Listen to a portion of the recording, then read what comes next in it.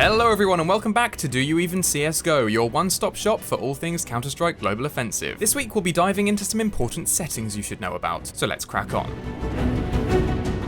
Let's kick things off with the keyboard and mouse settings, and as we'll be going through custom key bindings in a later episode, today it's all about the mouse. We've already discussed sensitivity in detail, but it's raw input and mouse acceleration we're concerned with here. Turning raw input on essentially tells the game to bypass any Windows mouse settings and grab the input directly from your mouse, which means you can mess around with DPI settings without having to worry about Windows getting all up in your business. Mouse acceleration, on the other hand, should be turned off so that you get a nice even response while aiming. Next up, game settings. You can tinker with all sorts of things in here, but there are a few key points to focus on. You'll probably want to disable game instructor messages unless you're a total beginner, and the same goes for switch weapon on pickup. After all, the last thing you want is to run over a weapon just as you take a duel and end up not being able to shoot back. You can also change some crosshair and view model settings here, but we'll get back to that in a sec. Moving on, you might think video settings are just down to personal preference or what kind of hardware you're working with, but they can in fact give you a significant advantage in-game. When messing around with graphics though, please bear in mind that you'll want an absolute bare minimum of 60 frames per second for smooth movement and aiming, possibly more if you have a monitor with a higher refresh rate. So don't just go maxing things out willy-nilly. First of all, make sure your brightness is high enough to see those pesky enemies hiding in dark corners, although the specific number will depend on your monitor settings. As for resolution and aspect ratio, well, that's a bit of a tricky one. I'll probably make a future episode on the subject, so for the sake of time you have three options. The default widescreen 16:9 or 16:10, 4:3 with black bars, or 4:3 stretched. To be honest, I'd recommend any new players to stick with the default widescreen, but feel free to research the others and try them out too if it tickles your fancy. The advanced options is where things get interesting, because here we want to set up everything to make it as easy as possible to spot enemy players and give you a competitive advantage. Reducing shadow quality does this by removing unnecessary clutter with a minimal impact on overall visuals, and although this does decrease the distance at which enemy player shadows are visible, I'd recommend that you set this to very low. As for texture detail and effect detail, they make absolutely no difference to gameplay, so you might as well have them as high as possible. Shader detail, however, is the single biggest factor in governing how the game looks and is therefore slightly problematic. Turning it all the way down is undeniably the best route for the most hardcore competitive experience, as it removes potentially distracting water reflections and slightly increases contrast, making enemies stand out more. The trade-off is that,